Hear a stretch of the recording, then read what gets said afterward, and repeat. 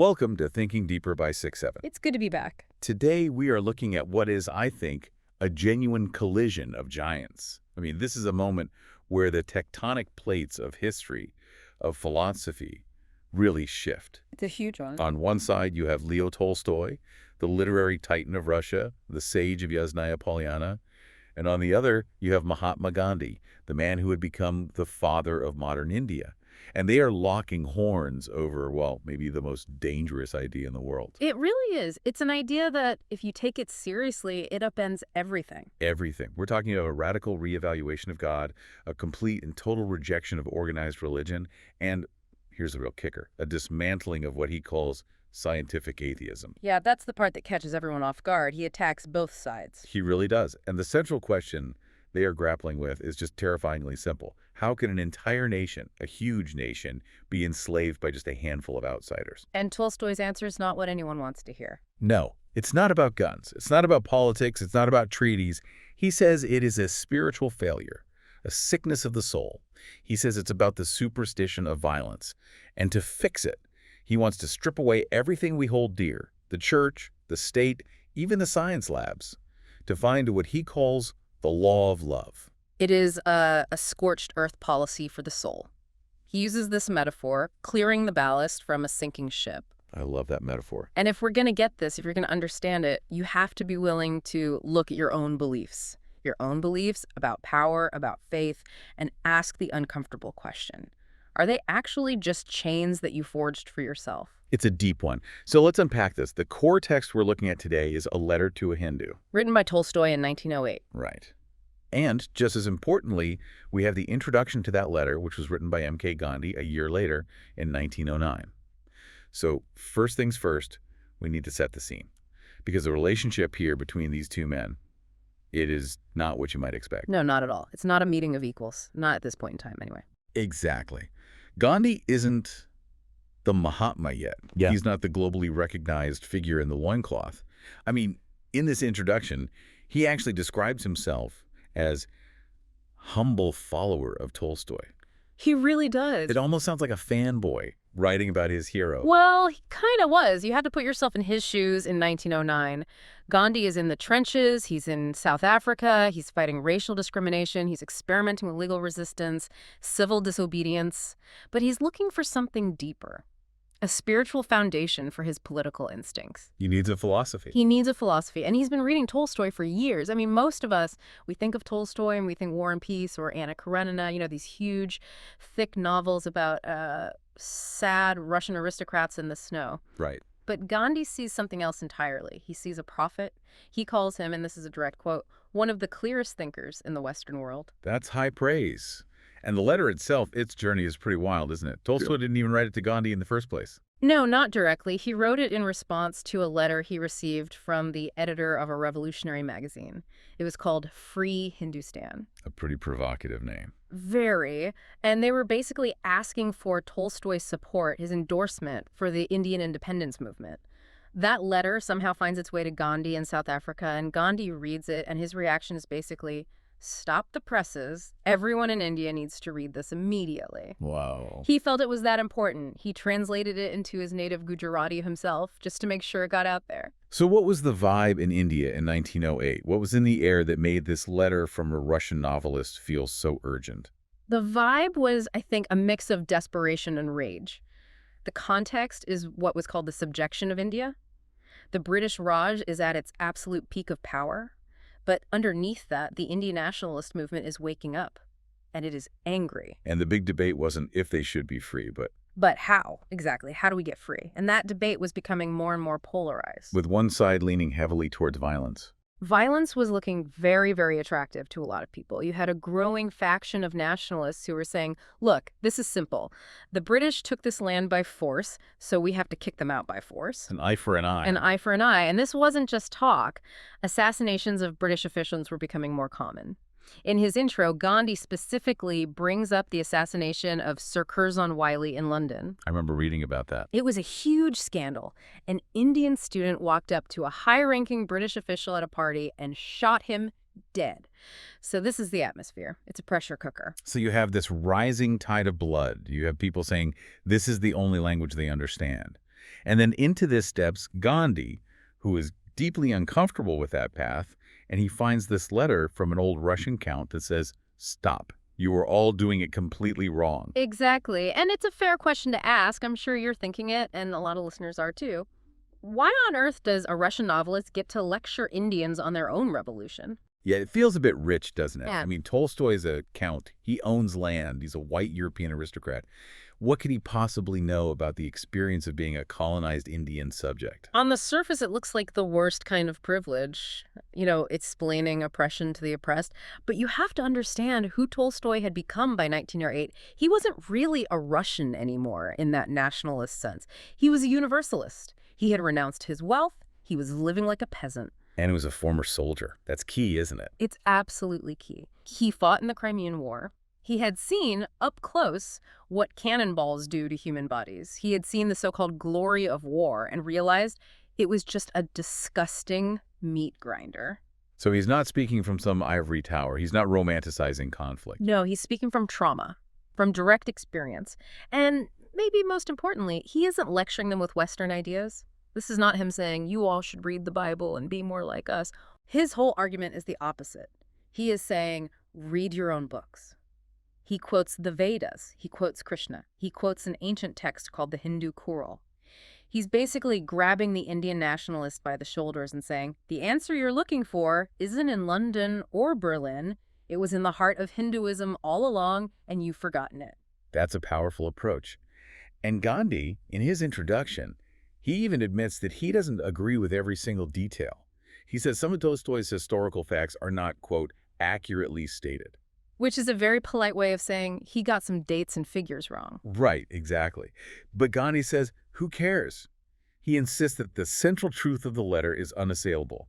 He's willing to forgive the small, factual errors to get to the spiritual gold. And that really brings us to the first major bombshell in this letter, a section I think of as the math of enslavement. The math of enslavement, I like that, because Tolstoy just drops some numbers on the table that they just don't compute, they don't make sense. It's the statistical impossibility of the British Empire.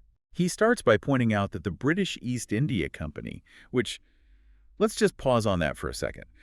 This was a business, a for-profit corporation. Commercial company, yeah. This company managed to enslave an entire nation of 200 million people.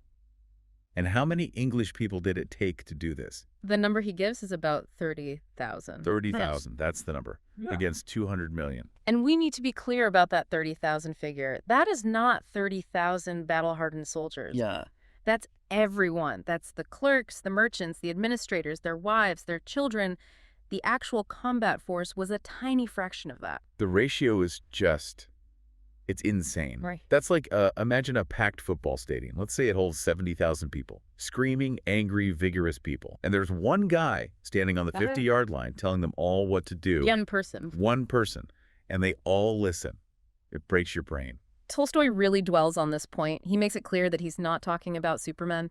He describes the occupiers as not athletes, but rather weak and ordinary people. And then by contrast, he describes the Indians as vigorous, clever, capable, freedom-loving people. So he's setting up an impossible equation. You have a handful of weak people on one side and 200 million strong, clever people on the other. So the question just hangs in the air. How? How is this physically possible? If it was just a fist fight, it would be over in 4 seconds. It creates a kind of cognitive dissonance. Tolstoy says, and I'm quoting here, "Tell this to a man free from superstition, and he will fail to grasp what these words mean." He's saying it defies the laws of physics and logic. And this is where he drops the hammer. This is the aha moment that probably made a lot of Indian nationalists absolutely furious. That gut punch. He asks, do not the figures make it clear that not the English but the Indians have enslaved themselves? Oh, it's brutal. It sounds like victim blaming on a galactic scale. Oh, you're being oppressed. I guess it's your own fault. It does. It absolutely sounds like that. If you tweeted that sentence today, you would be canceled in about 5 minutes. But we have to dig into the mechanics of what he's actually saying. Okay. He isn't saying the Indians are morally to blame for the cruelty of the British. He's not excusing the atrocities. He is saying they're strategically responsible for the continued existence of the Raj. Because they are participating in the system that oppresses them. Exactly. The system couldn't exist without their active participation. And he uses this really brutal but effective analogy about alcohol. Right, the drunkards. He compares the Indians who complain about the English to drunkards who complain about the spirit dealers, the bartenders. I got the quote right here. All right? He says, "You tell them that they might give up drinking, but they reply that they are so accustomed to it that they cannot abstain, and that they must have alcohol to keep up their energy." It's just so visceral. The British are the bartenders. They are selling a product. And what is that product? It's order, it's administration, it's courts, it's police. And the Indians, he argues, have become addicted to it. They keep buying the drink every single day. So Tolstoy's logic is, you cannot blame the bartender if you are the one who keeps walking into the bar and putting your money on the counter. Right. The power of the bartender comes from your thirst. So the enslavement isn't something that's just forced upon them from the outside. It's something that is accepted by them from the inside. It's a transaction. A terrible, lopsided transaction, but a transaction nonetheless. One side provides the framework of violence and bureaucracy, and the other side provides the submission and, crucially, the manpower. That's the key part. Who were the police officers beating up protesters in the streets of Calcutta? Mostly Indians. Who were the soldiers in the lower ranks of the British Indian Army? Overwhelmingly Indians. Who collected the taxes from the poor farmers? Indian officials. So the entire machine of oppression was actually running on Indian labor. Right. So Tolstoy's point is that the 30,000 British people are almost irrelevant. They are just the brand name on the bottle.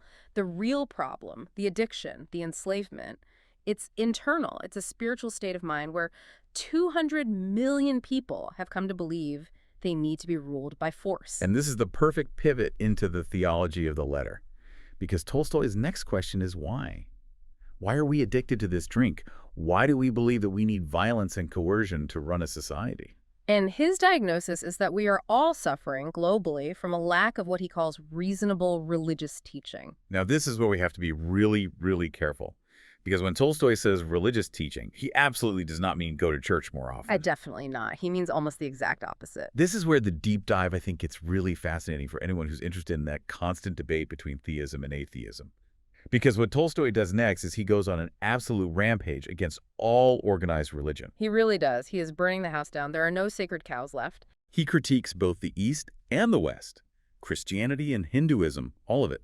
He says that everyone, everywhere, has lost touch with the supreme law. And he argues that the religious authorities, the Brahmins in India, the priests and popes in Europe, have deliberately perverted the truth in order to maintain their own power. Think about the traditional role of a priest in society. He's the gatekeeper to God. He's the one who interprets the will of the divine. And funny enough, the will of the divine almost always seems to align perfectly with the will of the king or the emperor. God says the king is in charge, and God also says you should pay your taxes on time. Precisely. Tolstoy sees this and calls it what it is, religious fraud. And he takes all the divine figures from all the world's religions and just lumps them together. Listen to this list he makes. Ormuds, Brahmas, Sabaoths, and their incarnation as Krishnas and Christs. He puts Jesus Christ and Lord Krishna in the same bucket as just concepts, as characters in a story. To fundamentalist Christian or a devout Hindu, that is the definition of heresy. It's incredibly provocative. And it gets more intense. He says we need to stop believing in paradises, hells, reincarnations, and resurrections. I mean, if you strip all of that away, if you take away heaven and hell, if you take away the resurrection of Christ, if you take away the concept of reincarnation, what is even left of religion? That's my question for you. To a lot of people, that sounds like pure atheism. Is Tolstoy an atheist here? He's methodically tearing down every single supernatural pillar of faith. This is the paradox of Tolstoy. He sounds like an atheist to the religious, and he sounds deeply religious to the atheist. That's his unique genius. He is not an atheist, not in his own mind. In fact, he would argue he's arguing for a God that is more real and more undeniable than any church's version, but he has a very, very different definition of God. Okay, so what is it? How does he define God if it's not a person, not a supernatural being? For Tolstoy, God is not a personality. God is not a guy with a white beard on a cloud who intervenes in human affairs or decides who wins the football game. God is the spiritual element that is manifest in the universe as love. The spiritual element manifested as love. That's a Very specific phrase. That's the core of it. Yeah. He's constantly quoting scripture to back this up, but he cherry picks the parts that fit his view. He loves the first epistle of John from the Bible. God is love, and he that abideth in love abideth in God. He quotes the Vedas. God is one whole, we are the parts. So he's arguing that there's a kind of supreme law that's built into the fabric of reality, just like gravity or thermodynamics. And that law is that all life is one interconnected whole. Precisely. So harming you is, in a very real sense, harming myself. Not because some ancient book told me so, but because on a fundamental spiritual level, we are actually the same thing. We are parts of the same whole. And he believes this is a rational conclusion? Yes, he calls it a rational world. He believes that if you use your reason, your God-given intelligence, and you think deeply and honestly, you will inevitably arrive at the law of love. You don't need miracles. You don't need a burning bush or an angel. You just need to look at the reality of human connection and existence. So all the other stuff, the rituals, the special hats, the incense, the stories about resurrections and reincarnations, that is all just. Smoke and mirrors, that's the ballast. Tolstoy calls it pseudo-religious fraud. He argues that this stuff was invented specifically to distract us from the simple, difficult truth. How so? Well, if I'm a priest or a king, and I can get you completely focused on performing the correct ritual to get into heaven after you die, you might not notice that I am exploiting you right here on earth. You might not notice that the state is taxing you into poverty or sending your sons to die in a pointless war. It's the opium of the masses argument that Karl Marx made, but it's coming from a deeply spiritual man, not a materialist. Exactly. He's saying we've been tricked. We've been taught to look for God in special buildings and old books, in the words of ordained men, when God is actually inside us. It's that voice of conscience that says, don't kill, be kind. But then he makes this pivot that I think is even more radical and maybe even more relevant for us today. Because he basically says, okay, maybe you're not religious. Maybe you're a modern, secular, educated person. You've thrown off the shackles of the church. You don't believe in the divine right of kings anymore. Right. You're enlightened. Humanity is growing up. We're becoming secular. But Tolstoy says, watch out. Be careful. You haven't actually escaped the trap. You've just walked from one cage into a different, more modern-looking cage. He says we traded the lies of religion for the lies of science. And this is the part of the letter that usually makes modern intellectuals very uncomfortable. It really does. Because we're taught to think of science as the polar opposite of superstition. Science is based on evidence and reason. Superstition is based on faith and fear. But Tolstoy says, no, not in the way it's used by society. In the hands of the state, science has become the new superstition. Scientific superstition. What does he mean by that exactly? Because gravity isn't a superstition. Penicillin isn't a superstition. These things are real. No, of course. But the authority of science and the way it's used to justify power is.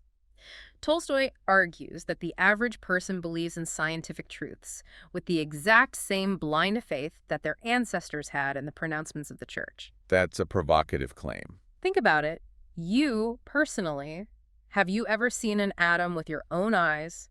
Have you personally run the experiments to verify the theory of evolution in a laboratory? No, of course not. You believe it because a high priest, in this case, a scientist with a PhD or a professor at a university, told you it is true.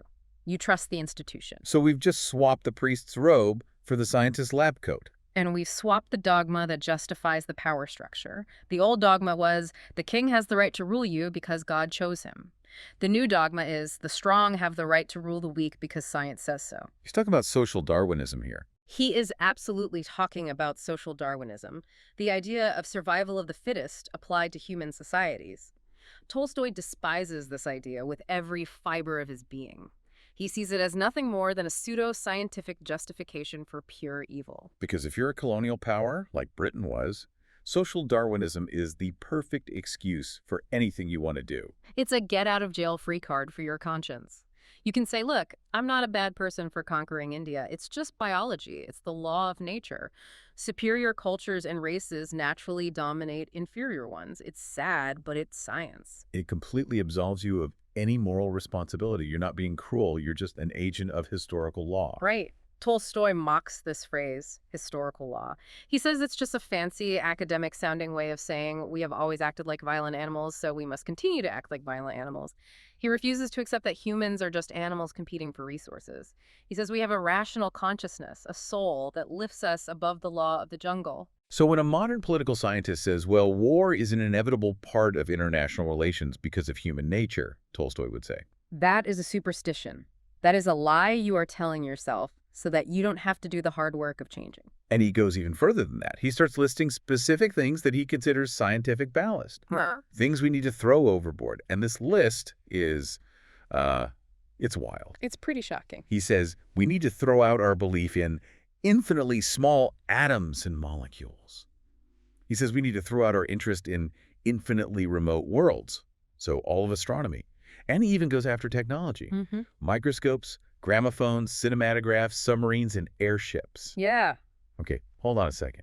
He wants us to get rid of atoms in movies. I like movies, and atoms are, I mean, they're kind of fundamental to everything. Why is he attacking the concept of the atom? This is a crucial point. He isn't saying that atoms don't exist. He's not arguing with the physics. He's saying that knowing about them is irrelevant to the salvation of your soul. Okay. Tolstoy asks a very simple, very pointed question about all knowledge.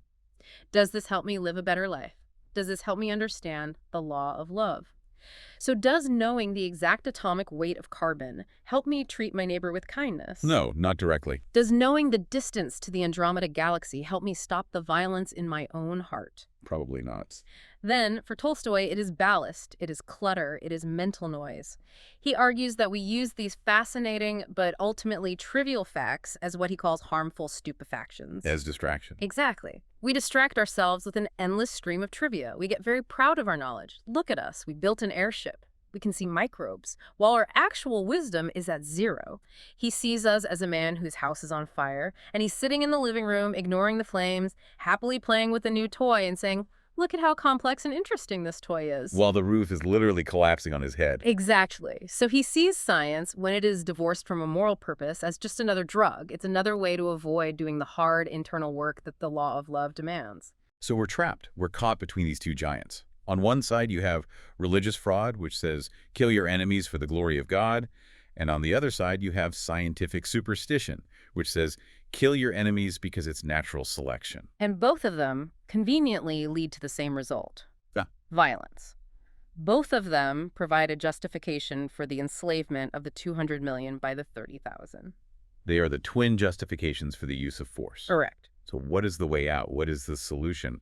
After tearing everything down, what does he propose to build in its place? He gives a very specific tactical answer. He calls it non-resistance. And we really have to clarify this term because non-resistance is just terrible branding. It sounds awful in English. It sounds like doormat. It sounds passive. It sounds like surrender. It sounds like you're saying, come on in, take my house, hurt my family. I won't do a thing to stop you. And that is absolutely not what Tolstoy means. Okay, so what does he mean by it? A better translation would be non-participation in evil. It is an active, conscious, and very brave refusal to cooperate with violence in any form. He argues that you cannot simultaneously hold love as your highest value and also believe in the necessity of prisons, executions, and wars. The contradiction. It's a fundamental contradiction. You cannot claim to love a man and then support a system that hangs him from a gallows. For Tolstoy, it's a binary choice. You choose love or you choose violence. You can't have both. So let's make this practical. If I am an Indian nationalist in 1908, I'm furious, I want to free my country, and I read this letter, Tolstoy is telling me, do not go out and shoot the British governor. Right. Do not shoot him. Because if you shoot him, all you are doing is validating his core belief, which is that shooting people gets results. You are playing his game by his rules. Yeah. And he has more guns and a bigger army, so you will always lose at his game. But he's also saying, do not help him. This is the absolute key. The instruction he gives is incredibly specific and tactical. He says, first, do not participate in the administration. So if you have a government job, you quit. You quit. Second, do not participate in law courts. Stop suing your neighbor in the king's court. Settle your disputes yourselves within the community. Third, do not collect taxes for the colonial government. That's a huge one. That's the money. That's the lifeblood. And finally, above all else, do not be a soldier. Do not enlist in the army of your oppressor. And his promise is that if you do this, no one in the world will be able to enslave you because you are simply refusing to cooperate with the machinery of your own enslavement. Just imagine the scenario. Yeah. Imagine a British general in Delhi. He barks an order, arrest that protester.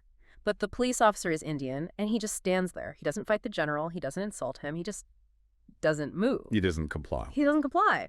The tax collector goes to a village, and the villagers don't attack him. They don't even shout at him. But nobody pays the tax.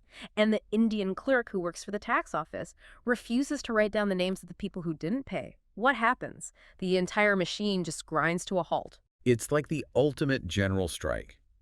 It's not a strike of labor. It's a strike of the soul. It creates a power vacuum where the empire used to be. The British fundamentally rely on the Indians to oppress other Indians. If the Indians en masse simply stop oppressing themselves, what are the British? They're just 30,000 guys standing in the hot Indian sun, wearing uncomfortable wool coats, looking very confused. Okay, but let's play devil's advocate here. Oh. Because this all sounds great in theory, but it requires a level of courage that is almost suicidal. If I, as an individual, stop paying my taxes, or if I refuse a direct order in the army, they aren't just going to look confused. They're going to throw me in prison. They might torture me. They might shoot me. They will, absolutely. Tolstoy does not deny this for a second. He's very clear that suffering is a guaranteed part of this path. But his counter-argument is this. You are suffering now. You are being thrown in prison now. Your people are starving because of economic policies now.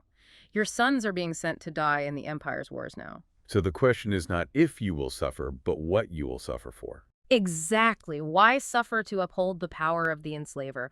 Why not suffer for the cause of truth and freedom? That's a tough sell for a lot of people. Come join my movement. You'll probably get shot, but it will be for the truth. It is a very tough sell.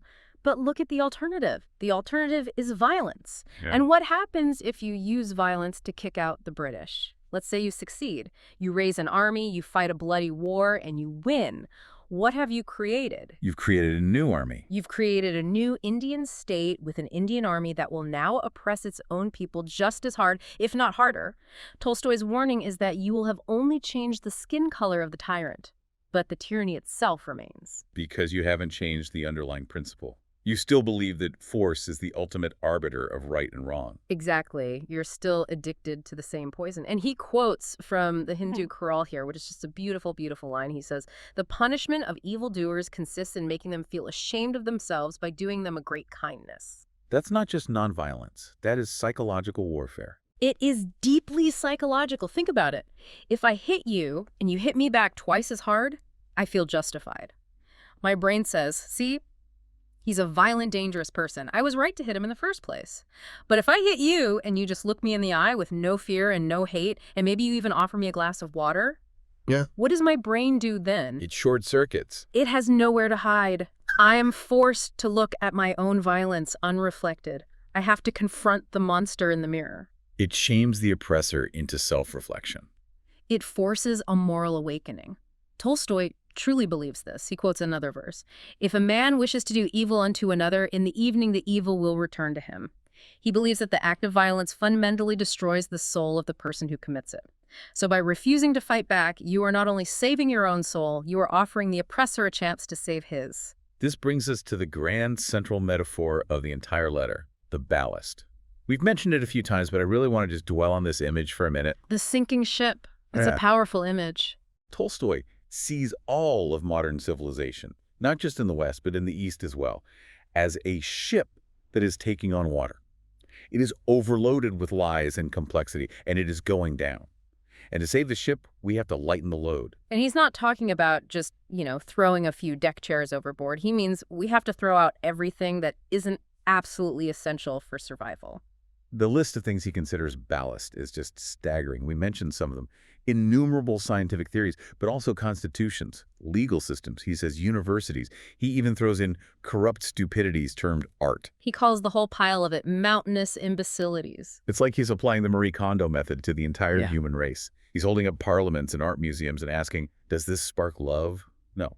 Okay, get it into the ocean. That is a shockingly accurate way to put it. He is looking at the immense complexity of the world, the endless laws, the libraries full of theology, the bitter debates in Parliament, the thousands of academic papers published every year, and he is saying, this is all just noise. It is all designed to confuse you and to keep you in a state of what he calls childhood. Okay, let's unpack that concept. Childhood versus manhood. What does he mean by that? Tolstoy views humanity as a single organism that is slowly growing up. In our historical childhood, he says, we needed external authority. We were like toddlers. We needed a king who was like the father or a pope who was the teacher to tell us exactly what to do. We needed strict rules. Strict rules and the threat of punishment. The rod, the prison cell, the fear of hellfire. These things were necessary to keep us from constantly killing each other. Don't touch the hot stove or you'll get burned. Yeah. Don't kill your neighbor or we'll hang you. Exactly. But Tolstoy's big argument is that we are now, in the modern age, entering our manhood. We are becoming adults. And an adult doesn't need a policeman standing over his shoulder to know that murder is wrong. An adult has internalized the law. The law of love. Yes, the internal guide, the conscience. Tolstoy believes we are ready as a species to govern ourselves from the inside out. We don't need the external structures of this state anymore. We don't need the church. We just need to learn to listen to that quiet voice inside us that recognizes our connection to everyone else. It's a beautiful vision. I mean, a world with no police, no armies, no borders, just 7 billion people governing themselves through mutual respect. It sounds a lot like anarchism. It is anarchism. He was one of the most famous proponents of what's called Christian anarchism, or sometimes spiritual anarchism. But it's not the burn it all down and throw bombs kind of anarchism. It's the ignore the illegitimate power until it withers and vanishes kind. And this is a universal vision for him. He's writing this letter to a Hindu, but it's very clear he's not just talking about India's problems. No, not at all. He says explicitly in the letter that the Englishman is just as enslaved as the Indian. The Englishman is enslaved by his own arrogance, by his blind belief in the flag, by his worship of the army and the empire. He is spiritually dead, just in a different way. Both of them, the colonizer and the colonized, need to be liberated from the same thing, the superstition of violence. It's just amazing to think about how this letter must have landed with Gandhi. He didn't just read it and nod along and say, that's interesting. He turned it into a literal blueprint for a revolution. He operationalized it. Gandhi took Tolstoy's very theoretical, philosophical idea of clearing the ballast and turned it into the Satyagraha movement. Tolstoy said, don't participate in the colonial economy, so Gandhi told millions of Indians to spin their own cloth and boycott British textile. A homespun movement. Exactly. Tolstoy said, don't pay their taxes, so Gandhi led the famous March to the Sea to make his own salt, defying the British salt tax. He made the philosophy into a concrete action. Oh, worked. It took decades. It was incredibly difficult and messy. It wasn't a perfect, clean process. But in the end, the British left. They left because, just as Tolstoy had predicted with his simple math, you cannot rule 200 million people who simply refuse to be ruled. The logistics become impossible. The math finally caught up with them. It's an incredible historical validation of the wildest idea in the letter, that the so-called weak are actually more powerful than the so-called strong, as long as they are armed with the truth. Truth force. That's literally what Satyagraha means. But as we start to wrap up this deep dive, I can't help but look around at our world today, right now. We are definitely not living in the utopian manhood that Tolstoy envisioned. No. I think in many ways we have sprinted in the exact opposite direction. Tolstoy wrote this in 1908. Think about what's happened since then. We've had 2 world wars, the Holocaust, the atomic bomb, the Cold War, with the entire planet held hostage. We finally figured out how to split the atom. The very thing Tolstoy warned was a harmful stupefaction. And the very first thing we did with that knowledge was build a weapon that could end all life on Earth. And just look at the ballast today. We are drowning in it. We have the internet. We have algorithms, artificial intelligence, 24-hour cable news cycles, social media wars. We have more scientific theories and complex technologies than Tolstoy could have possibly imagined in his wildest dreams. And ask yourself the question, do we have less violence? That's the terrifying question, isn't it? We don't fight with muskets anymore. We have smart bombs. We have drone warfare where a person in Nevada can kill someone on the other side of the planet with a joystick. We've justified violence with even more complex theories like game theory and geopolitical realism. We have become masters at using science and reason to justify the most unreasonable acts. So this is the final provocative thought I want to leave everyone with. Tolstoy's core argument was that the Indians were enslaved, not by the British military, but by their own acceptance of the system, by their own scientific and religious superstitions that told them violence was necessary. Yes. If Tolstoy were to come back today and he scrolled through your Twitter feed, or he watched cable news for an hour, or just looked at the way we all live our lives, would he say that we are free? Or would he say we are more enslaved than the Indians were in 1908? Are we enslaved by our own comfort and convenience? Are we enslaved by the very technologies that were supposed to connect us and liberate us? It's a haunting question. We got rid of the kings and the priests, but maybe we just replaced them with a new prison made out of pixels and data and endless distractions. That's something to think about tonight while you're doom scrolling before you go to sleep. Indeed. Thanks for thinking deeper with us. A pleasure, as always.